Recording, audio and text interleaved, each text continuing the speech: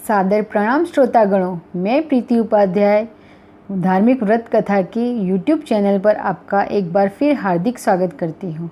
आज मैं आपको सुनाने जा रही हूँ रविवार की व्रत कथा एवं विधि। पूजा विधि। सर्व मनोकामनाओं की पूर्ति हेतु रविवार का व्रत श्रेष्ठ है। इस व्रत की विधि इस प्रकार है कि प्रातः काल स्नान आदि से निवृत्त हो स्वच्छ वस्त्र धारण करें, शांति चित्त होकर परमात्मा का स्मरण करें। भोजन तथा फलाहार सूर्य के प्रकाश रहते ही कर लेना उचित है। यदि निराहार रहने पर सूर्य छिप जाए तो दूसरे दिन सूर्य उदय होने पर अर्घ्य देने के बाद ही भोजन करना चाहिए। व्रत के दिन नमकीन व तेलयुक्त भोजन कदापि न करें। इस व्रत को करने से मान सम्मान बढ़ता है तथा शत्रुओं का क्षय होता है। आँख की पीड़ा के अतिरिक्त अन्य सब पीड़ाएं दूर होती हैं। कथा। एक बुढ़िया थी। उसका नियम था प्रति रविवार को सवेरे सवेरे ही स्नान आदि कर घर को गौ के गोबर से लीप कर फिर भोजन तैयार कर भगवान को भोग लगाकर स्वयं भोजन करती थी। ऐसा व्रत करने से उसका घर अनेक प्रकार के धन धान्य से पूर्ण था। श्री हरि की कृपा से घर में किसी प्रकार का विघ्न या दुख नहीं था। सब प्रकार से घर में आनंद रहता था। इस तरह कुछ दिन बीत जाने पर उसकी एक पड़ोसन, जिसकी गौ का गोबर वह बुढ़िया लाया करती थी, विचार करने लगी कि यह वृद्धा सर्वदा मेरी गौ का गोबर ले जाती है, इसलिए अपनी गौ को घर के भीतर बांधने लगी। बुढ़िया को गोबर ना मिलने से रविवार के दिन अपने घर को न लीप सकी, इसलिए उसने न तो भोजन बनाया, न भगवान को भोग लगाया तथा स्वयं भी भोजन नहीं किया। इस प्रकार उसने निराहार व्रत किया। रात्रि हो गई और वह भूखी ही सो गई। रात्रि में भगवान ने उसे स्वप्न दिया और भोजन न बनाने तथा लगाने का कारण पूछा। वृद्धा ने गोबर न मिलने का कारण सुनाया।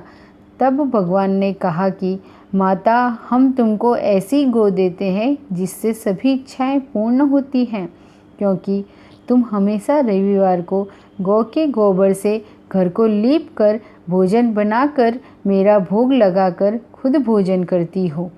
इससे मैं खुश होकर तुमको वरदान देता हूँ। निर्धन को धन और बांझ स्त्रियों को पुत्र देकर दुखों को दूर करता हूँ तथा अंत समय में मोक्ष देता हूँ। स्वप्न में ऐसा वरदान देकर भगवान तो अंतर्ध्यान हो गए और वृद्धा की आँख खुली तो वह देखती है कि आंगन में एक अति सुंदर गौ और बछड़ा बंधे हुए हैं। वह गाय और बछड़े को देखकर अति प्रसन्न हुई और उसको घर के बाहर बांध दिया और वहीं खाने को चारा डाल दिया। जब उसकी पड़ोसन ने बुढ़िया के घर के बाहर एक अति सुंदर गौ और बछड़ा देखा तो द्वेष के कारण उसका हृदय जल उठा और उसने देखा कि गाय ने सोने का गोबर किया है, तो वह उस गाय का गोबर ले गई और अपनी गाय का गोबर उसकी जगह पर रख गई। वह नित्य प्रतिदिन ऐसा ही करती रही और सीधी साधी बुढ़िया को इसी प्रकार खबर नहीं होने दी। तब सर्वव्यापी ईश्वर ने सोचा कि चालाक पड़ोसन के कर्म से बुढ़िया ठगी जा रही है, तो ईश्वर ने संध्या के समय अपनी माया से बहुत जोर की आंधी चला दी। बुढ़िया ने अंधेरे के भय से अपनी गौ को अंदर बांध दिया। प्रातःकाल जब बुढ़िया ने देखा कि गौ ने सोने का गोबर दिया है तो उसके आश्चर्य की सीमा नहीं रही और वह प्रतिदिन गौ को घर के भीतर बांधने लगी। उधर पड़ोसन ने देखा कि बुढ़िया गौ को घर के भीतर बांधने लगी है और उसका सोने का गोबर उठाने का दांव नहीं चलता, तो वह ईर्ष्या और डाह से जल उठी और कुछ उपाय न देख पड़ोसन ने उस देश के राजा की सभा में जाकर कहा, महाराज, मेरे पड़ोस में एक वृद्धा के पास ऐसी गौ है जो आप जैसे राजाओं के ही योग्य है। वह नित्य सोने का गोबर देती है। आप उस सोने से प्रजा का पालन कीजिए। वह वृद्धा इतने सोने का क्या करेगी? राजा ने यह बात सुन अपने दूतों को वृद्धा के घर से गौ लाने की आज्ञा दी। वृद्धा प्रातः ईश्वर का भोग लगा भोजन ग्रहण करने ही जा रही थी कि राजा के कर्मचारी गौ खोलकर ले गए। वृद्धा काफ़ी रोई, चिल्लाई, किंतु कर्मचारियों के समक्ष कोई क्या कहता। उस दिन वृद्धा गौ के वियोग में भोजन न खा सकी और रात भर रो रो कर ईश्वर से गौ को पुनः पाने के लिए प्रार्थना करती रही। उधर राजा गौ को देखकर बहुत प्रसन्न हुआ, लेकिन सुबह जैसे ही वह उठा, सारा महल गोबर से भरा दिखाई देने लगा।